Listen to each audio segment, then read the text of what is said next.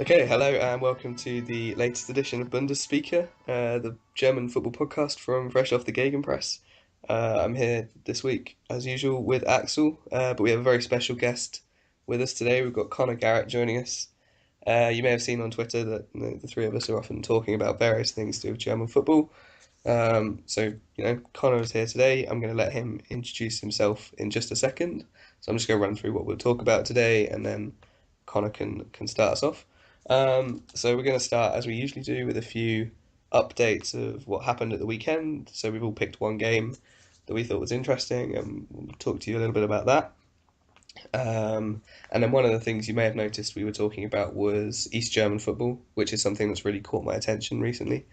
So we're going to talk a little bit about the Stasi and their involvement with BFC Dynamo, so one of the old East German teams, which pretty much stopped existing now, but during the 1980s were the team in East Germany. And that will lead us into talking about RB Leipzig, Timo Werner, how well he's doing there, how well the team is doing. And then Connor's going to talk to us about Mainz, his favourite team. Um, and Axel's going to have a look at Hamburg and what's going on there. So that's the basic programme for today. We'll start off with Connor talking about himself. So welcome to the show, Connor, and yeah, off you go. Tell us about you. Thanks for having me once again. I am a Mainz fan, as you've already alluded to, and yeah, I've been following German football for quite a while. I've done various podcasts and writing gigs for sites in the past few years. And yeah, basically, you probably know me as the guy who doesn't like Andrew Schubert on Twitter. So yeah, that's about it. Yeah, cool, great. So yeah, thanks for coming on. Thanks for helping us out with all your wisdom and knowledge. Always helps to have more people that know what they're talking about on the show. Um, so, right, do you want to start us off then with which game you thought was interesting this weekend? Well, I just said that I am the guy who doesn't like Andrew Schubert, and a game that really affirmed this belief was Hertha's 3-0 win over Gladbach on Friday night. And I mean, Hertha have been very good this season. So going away to them after European match day, you may think like you wouldn't necessarily expect a good result, but the performance as well was just completely abysmal. And like Hertha were deserved rampant winners. Mm. They and the thing about this that is going to be difficult for Schubert to deal with is the fact that so much went wrong in about a space of 10 minutes. So he had Klu's second goal going after 33 minutes, and then Hermann had to come off injured at the same time, and then a couple of minutes later, Christoph Kramer's sent off for a second yellow. So that means Kramer's going to miss the next game in the Bundesliga, and then you're probably going to miss Hermann, who is probably one of the best players in the squad for quite a while longer. And I mean, if you look at the attacking options that the squad have at the moment, they are very good, but there's been no goals in 5 games or something like that in the league. So Yeah, there's solutions that really need to be found. But yeah, it's interesting from both perspectives because Gladbach have just fallen apart since Schubert's new contract, and Hertha have really impressed this season. yeah, certainly. I mean, Axel, we've often talked about how we think Schubert's not really changed a lot from the Favre times. So obviously those 5 games that started last season that caused him to resign. We don't think he's actually changed that much since then, as he had a very effective attacking team, but the defense was just as weak as it was under Favre. So yeah, we're with you on that one. It's Um, probably even worse, to be honest. His defense is probably even worse. He hasn't lost any player, but I mean, the players Schubert has brought in especially Jack Vestergaard. It's shocking how Jack Vestergaard actually is a professional footballer. I have no this idea. feels like we've turned into a personal thing against him. There's, Yeah, but he's not that bad, but we just don't think he's good enough for Gladbach.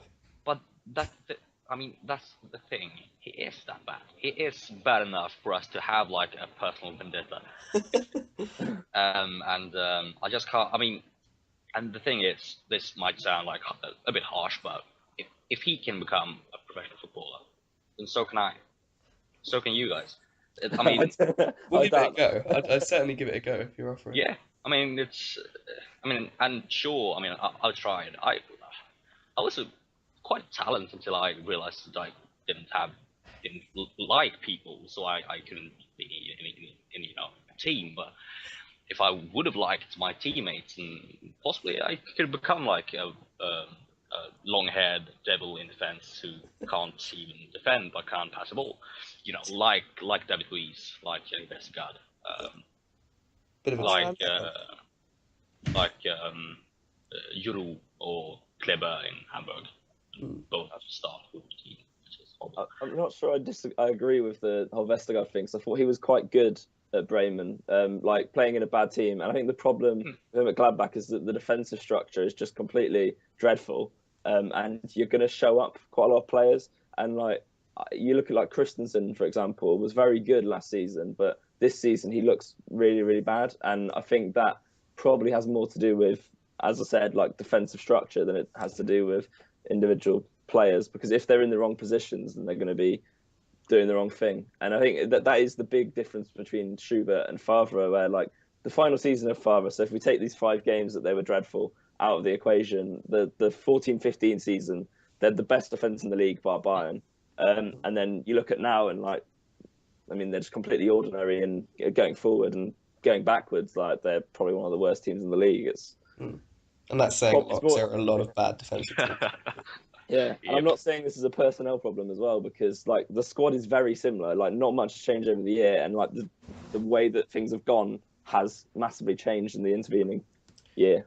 Although maybe that is a problem if you've got no or few new players coming through. There's limited competition, and people are maybe struggling to be motivated to keep their place. If there's no new talent coming through or being brought in from outside, then sort of Vestergaard and Christensen, they're going to keep their place regardless of how well they play. I'm not saying that that's the case, but you struggle to see where the competition from outside the squad is coming from, particularly defensively. All right. So from one manager that we're not so keen on to one manager that's been sacked. So I'm going to talk about Ingolstadt, who lost 2-0 at home to Augsburg, and that was the end for, okay, I'm going to say it probably wrong, Marcus Kauczynski. Very good. Okay, I Kauczynski, think so. go for that. So yeah, he had a lot of success in the last few years at Karlsruhe, but he's only lasted 4 or 5 months at Ingolstadt. This gives me also a chance to plug what I wrote yesterday, which is about teams promoting from within. So Hoffenheim have done it with Julian Nagelsmann. Hertha have done it with great success with Pau Dardai. Um, Wolfsburg have tried it with Ismail. So I'm thinking maybe Ingolstadt could try something similar, find out who's in there, coaching their reserve team or coaching their youth team, and give them a chance with the first team. So we'll see what happens there. But for now, Kauczynski's gone. Ingolstadt are really struggling. They're only one place above Hamburg, and Hamburg are dreadful. So something needed to change. But I feel a bit sorry for him. Really, it's a pretty tough act to follow down in Ingolstadt, and he hasn't really lived up to it. So yeah, unfortunate for him, but it's a chance for Ingolstadt to progress. Augsburg will be happy with the win. They haven't had many this season, so they'll be pleased to be moving up more into mid-table. Yeah, so not a very exciting game. All the action was in the last few minutes. A couple of goals and a red card in the last 10 minutes, but yeah, more important for the overall departure of Kauczynski. And then on to a game that was more exciting. Axel, you want to talk about the game up north, Hamburg against Dortmund? Hamburg. Oh yeah. Well, lots of things happened. I wasn't able to catch the game. I actually stood at the Times Square and searched for Wi-Fi so I could follow the game at the time. But yeah, my phone more or less went wild because there were goals galore. Aubameyang scored 3 goals in like 26 minutes, and well, I can imagine the Hamburg fans being more or less vivid with the fans what the team accomplished in this game. Because even though they did score 2 goals, which is a season high for them, horribly enough. They conceded 3 goals in less than 30 minutes from one same player, and they also they lost 5-2. Their defense looks even worse than Gladbach's, and it looks even worse, more or less even worse than Stuttgart's last season, Yeah, which is well, impressive. it's impressive. That's more or less an accomplishment, to be proud of in some ways, because I mean, that's hard. I never thought I would ever see defense worse than Stuttgart's last season, but here is the next season, and it's been So Hamburg's defense and the whole team, and well, the manager as well, Gistel. Well, when he went to point it, I thought it was like a good choice, even though I would have liked to see Labadia stay, because first of all, I think that would have been the sensible choice. And two, then another team would have to deal with him because he's horrible. Gisel will most probably not last until the end of the season. I'm not if he will ever last until like January, as is now. And Hamburg have a habit of going through 3 or 4 managers a season, so yeah, they have, and yeah, this season is no exception to that. And I mean, Dortmund haven't looked too good in the last few weeks, but this game they really did. And with Aubameyang back in the squad from this was suspended for the Champions League game, Sporting this week, and looks back in the squad, and the team really relished and looked up to him, and they knew that Hamburg's defense is bad. Let's play the ball to Aubameyang. yeah. Well, that just did the trick. And with Tuchel's ordinary press system, and just worked for them, and it did not work for Hamburg, which isn't too surprising. Yeah, and there was a lot of crowd unrest at that game. I was watching the conference, the multicast that the Bundesliga do for each of their games, and the commentator said on that the crowd were really, really getting sort of against their team, not behind their team, and chanting stuff like the relegation team is here and stuff like that, and they said the Dortmund fans were almost sitting there a bit sort of awkward, like we don't really want to join in with this. This is such it's an embarrassment, really. The club was one of the greatest in Germany for a long time. Obviously, the only team never to have been relegated from the Bundesliga, the only team that's been ever present. And it's sad to see the way it's going, really. But It is. all right, so we changed the order a little bit. That was going to be last. You were going to talk about Bayern Hoffenheim. Do you want to just drop into that quickly before we move on to the history lesson? Well, just briefly. To say, very good goal from Hoffenheim. But they were in the end lucky not to lose. Considering Thomas Müller had a shocking game, had like 4 or 5 clear chances to score, and and might I just lead into your history lesson by doing some short facts about history regarding Hamburg, which I looked up before. A year ago, more or less, I wrote an article about a club called Tasmania Berlin, which in the 60s, right after BundesSpeaker was formed, they were actually promoted from the Berlin division, more or less, to the Bundesliga, because Hertha Berlin weren't eligible to play because they had debts and they had done some wrongdoings financially. So the DFB wanted a new West Berlin club, so they looked in the Berlin Liga, and the first team couldn't do that because they didn't qualify for something, the league above, I think, and the second team, they were East German somehow, more or less. They were like supported by lots of charities from East Germany. So left Tasmania and Berlin. So the third place team in the like fifth division, which was the Berlin division, or sixth or fourth, I have no idea. They were placed in Bundesliga for one season, and they have like the record in least points in one season, which is 8. They have the record in least goals, most conceded goals. I think 108 goals they conceded. And I spoke to the Swedish, like the director of the Hamburg, Sweden, and he said that he wouldn't be surprised at all if Hamburg actually overdo that. They actually beat that record, and he wouldn't be surprised if they don't take any points until like April. So that's how bad it is among their own supporters. That's pretty negative. I mean, there are teams in the league that aren't very good, and they've got I'm going to be positive, slightly positive. Nikolai Müller is I like Müller. I think he's a good player. It's a good player. So I think they've got potential to score goals in the team. And you think like, I don't know, Freiburg away, like when Freiburg come away to Hamburg, Ingolstadt potentially, Werder Bremen, it's the derby next week.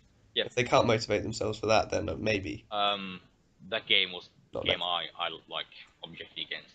The game I said, well, against Bremen, it might turn around. So we'll see. It's a very interesting situation, more or less, for Hamburg and for the supporters for us as well. So yeah, Ali, let's go. All right. Well, we'll stick slightly with the Berlin theme, I guess, if we've had the Tasmania. Kind of leads in a little bit nicely to talking about BFC Dynamo. So we were talking on Twitter about various things to do with East German football as a result of RB Leipzig's continued success. But it made me look back to something that I've been reading about recently and studying, kind of because I like it, but also because it links a little bit to my communism course. But so BFC Dynamo were the team of the secret police, the Stasi, in East Germany. And for the majority of the time the GDR existed, it was relatively unsuccessful considering its backing. One of the big social, movements, the Stasi were, capable of funding it and capable of providing with the best players. And obviously there's this whole sort of idea of pressure from above on teams to potentially not do well against the Stasi. But for the first 30 odd years of the GDR, that didn't come about. And it was only in the 1980s when Dynamo really started winning titles. They won 10 in a row from the end of the 70s through the 80s. And people obviously cried foul. Dynamo Dresden were one of the huge teams at the time. Also theoretically backed by the secret police, although that didn't seem to happen in quite the same way. So their fans cried foul. Union Berlin fans weren't happy about it. All the other big teams at the time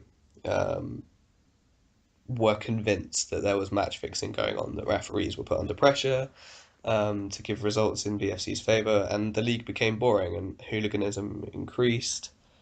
And as a result, towards the end of the GDR period, there was actually downward pressure from the very highest echelons of control within East German society on the Stasi to reduce the effect that they were having on the game.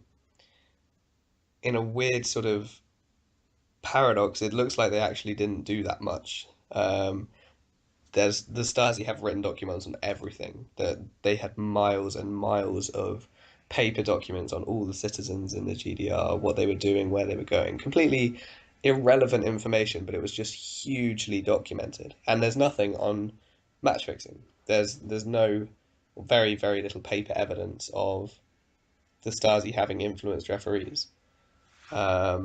Which is it's an interesting one, because you'd imagine that A, they would document it if it happened, but B, kind of everyone seems to think it was happening. So for there to be little to show that it was is an interesting thing. So they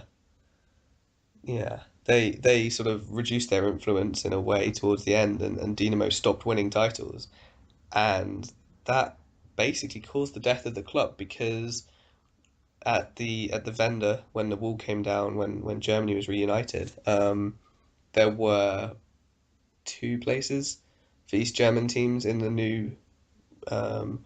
in the new Bundesliga for the whole of the country, and Dinamo failed to qualify. And since then, they've basically just dropped through the leagues. And I think, as I say, they were fifth or sixth division local leagues with about 500-600 fans. Um, and those fans, well, at least until recently, have a massive reputation for violence and sort of this us against the world attitude. So it was an interesting club really, and we were talking about that and how match fixing and all that sort of thing come about and what happens with that, and whether it was true or not. So obviously we can't prove it. We can only go on what historical evidence we found and other people have found, and yeah. So I thought that was interesting, and yeah, it kind of led us into RB Leipzig. Which seems unfair. There's no one's claiming they're match fixing, but this this idea that they're sort of buying the league by bringing in all the best young talent, I guess, is the modern equivalent of match fixing. So yeah, speaking of which, we'll move on to them now and their clash with Mainz. So Connor, you watched that one, which I'm sure was pretty painful, Oh yeah, yeah. It's especially after still. Thursday night as well.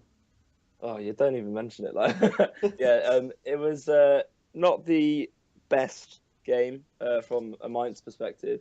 Um, yeah, it was like quite painful viewing. But you have to admit that Leipzig are, in a footballing sense, doing a lot of things right. They were by far the better team in the first half and had the game won at half time.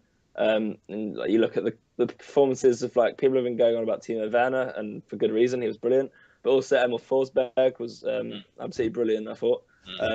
So both of those, they just tore the defence apart. And the Ryan Schmidt had sort of changed the side after the 6-1 midweek, sort of with an eye to keeping that attack intact. So like Yunus Mali dropped out.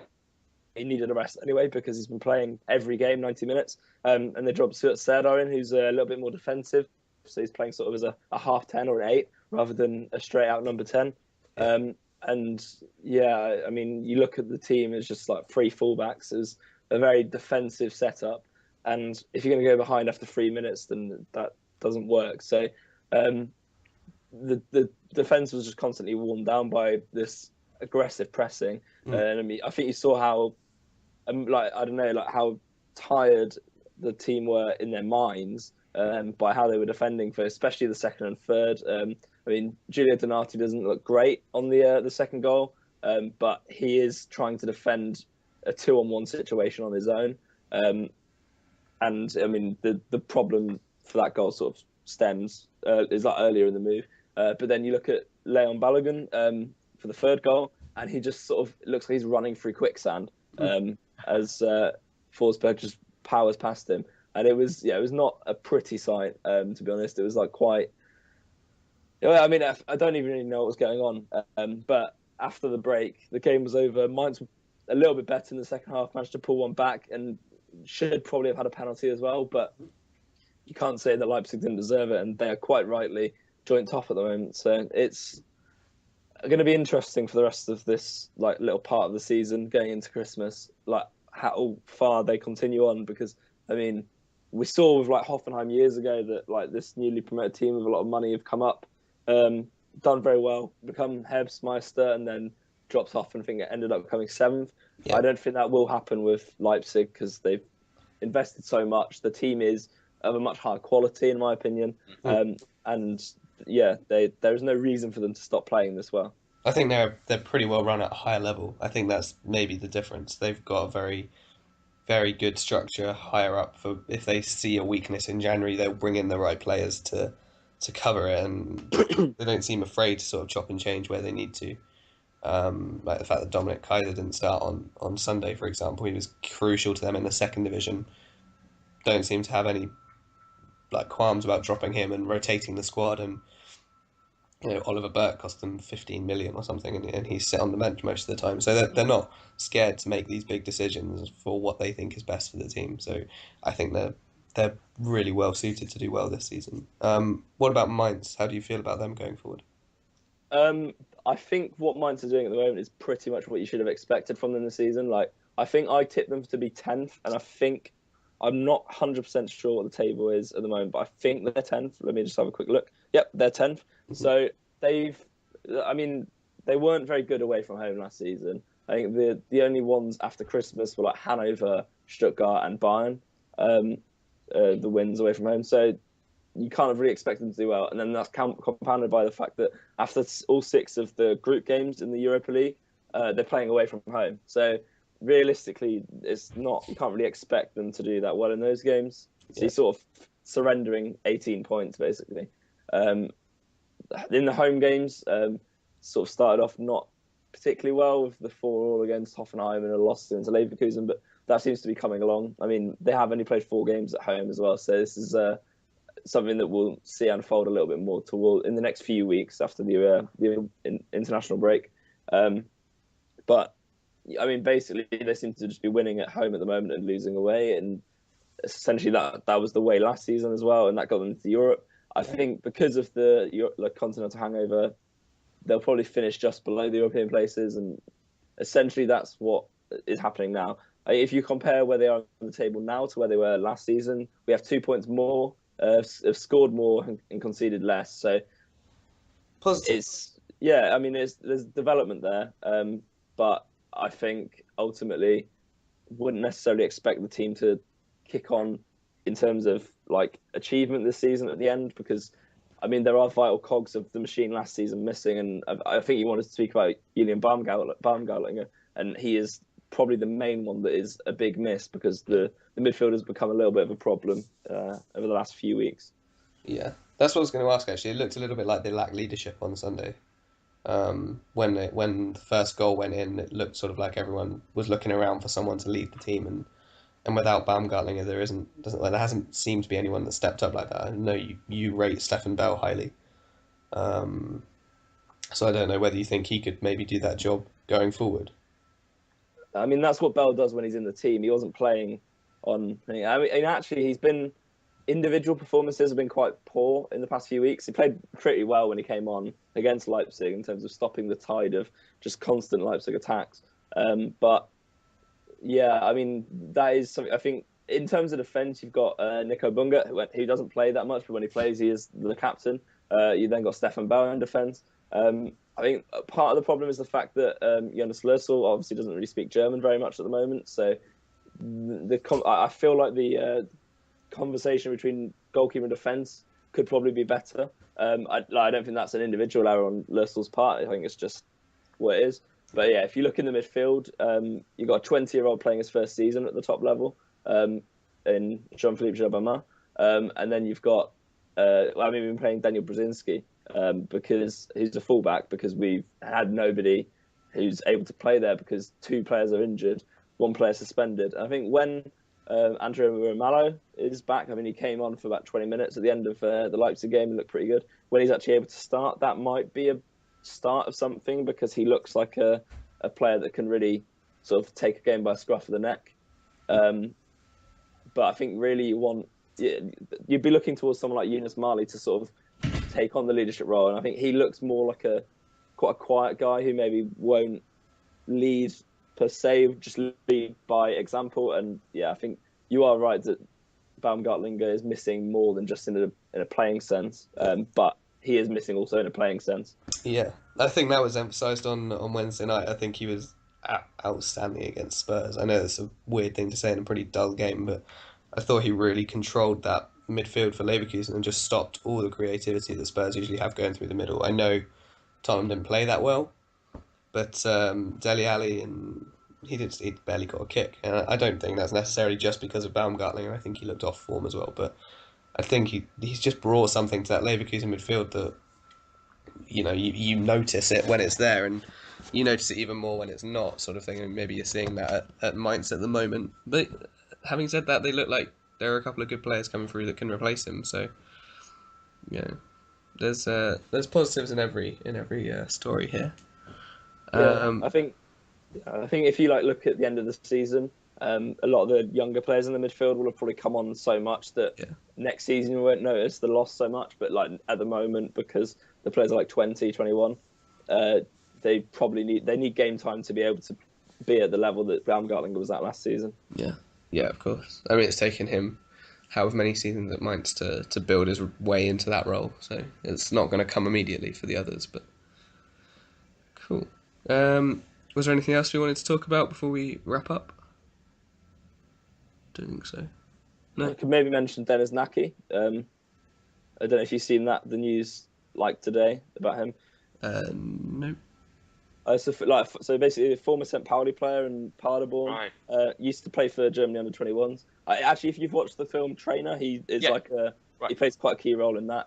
In like basically saying that Andrew Schubert's useless, so I quite like him.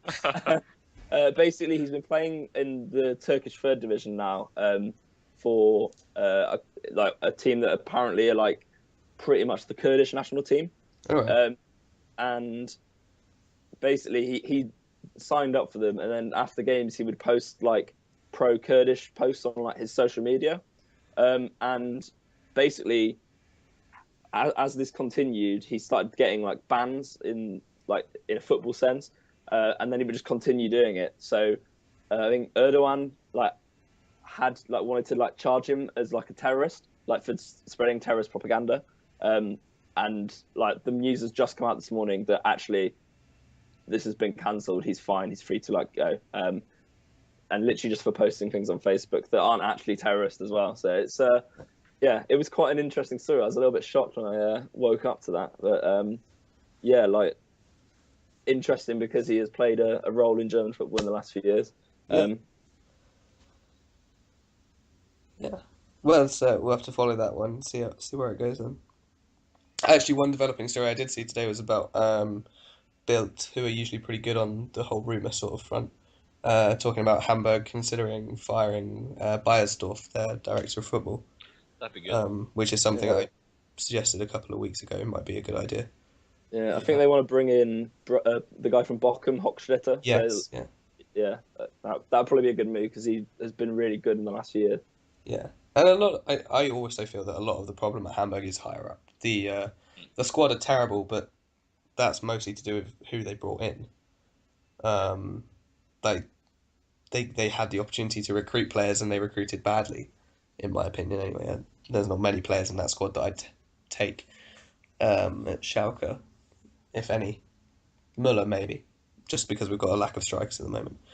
But like other Bundesliga teams, if Hamburg got relegated, aren't going to be picking out really good, talented players that have just been in a bad system. So I feel sorry for the managers for a start, and the players obviously they're doing their best, but it seems like it has been a higher up problem. So yeah, we might see Beiersdorfer getting the sack in the coming weeks, months, or whatever, maybe by the end of the season. The replacement. Hopefully soon. Then there was still time for Hamburg to recover, before the season ends. I saw that they were looking at both Bochum, but also some guy from Hungary, like Ferencváros, their manager. And Bochum's, that would be a very good choice, I think. He's done some great things for the club. Had some great signings as well, but they can't keep Beiersdorf. Just can't.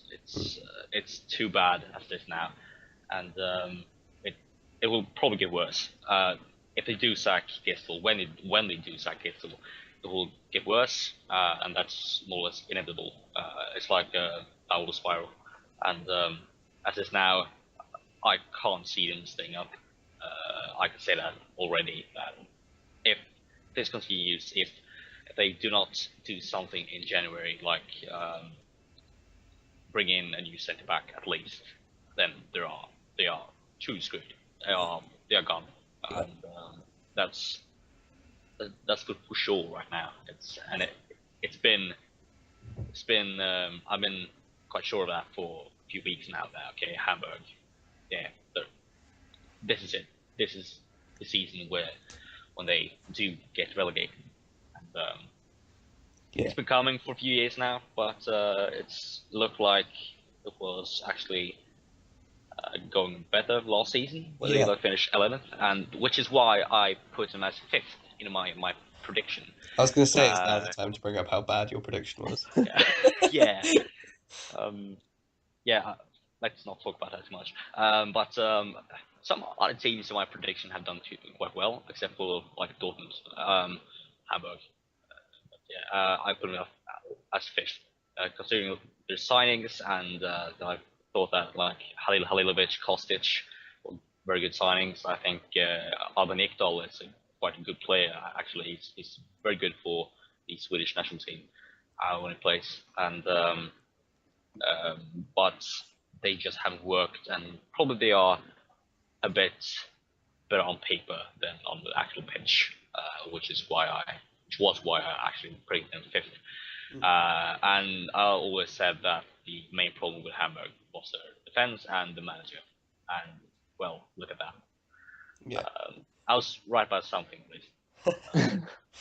All right, so you mentioned the Swedish national team, so we'll just wrap up with a look ahead to the international break. Obviously, a disappointing time for everybody because seemingly nobody enjoys watching international football these days. But England are playing Scotland, which gives everyone a bit of excitement. So we'll look forward to that one on Friday night. But yeah, I'll let Axel sort of the last part of the podcast for today is going to be Axel talking about Sweden because they've got quite well a symbolic match. I think it's right to say away in France. So I'll let Axel tell you all about that. Ganska now, more or less a year ago, for the game on the 13th of November last year, the Paris attacks occurred again when France played Germany friendly, I think, at the start of France, and now the 11th, more or less a year after, France play Sweden at the start of France, and this is of course a very special game for, especially the French people, the French team, and the whole nation, more or less Europe in some ways. I mean, it's that day was sensitive for all classes or all people of all nations in Europe, especially, and it's really yeah, it was of course a very scary situation for the whole of Europe, and this Friday will be a reminder of that, and there will probably be some kind of memorial and some kind of a choreo from the French fans, and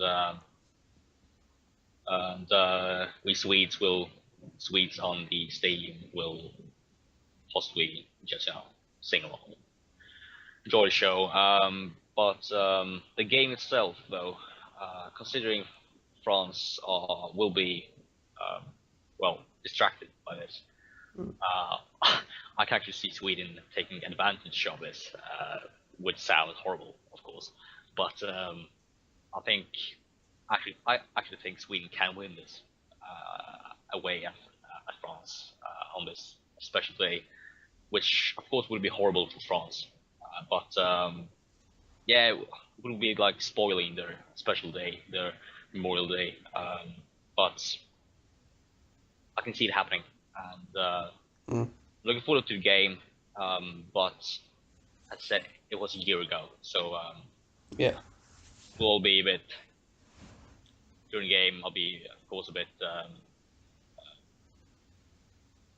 say silent when watching Yeah. it.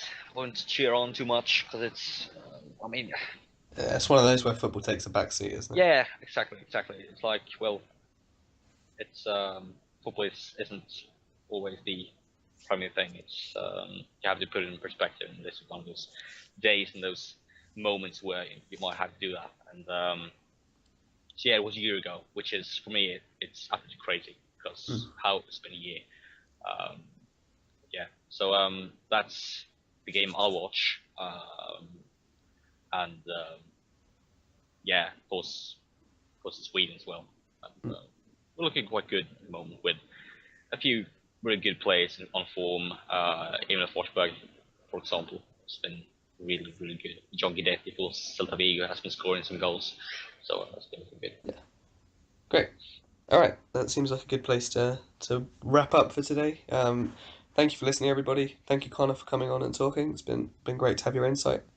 Obviously, thank you, Axel, as always. Like, So that's us, BundesSpeaker, done for this week. Remember to visit the website and find us on Twitter and Facebook. Um, I'm at Ali Haggis, Axel is at Millennium Folk, and Connor, what's your Twitter handle? At Conor Garratt, and you At can Conor spell Garratt. Connor with Nice. one N and Garrett with two R's, an A, and a double and two T's. So there you go. There we go. Awesome. So make sure you find us all on Twitter. Have a follow. We've got lots of interesting stuff coming up. Lots of interesting stuff planned. We've got more Spanish football writing coming shortly. I've been promised. Um, and obviously the German stuff will keep coming. Thank you for listening, and speak to you again next week. ciao.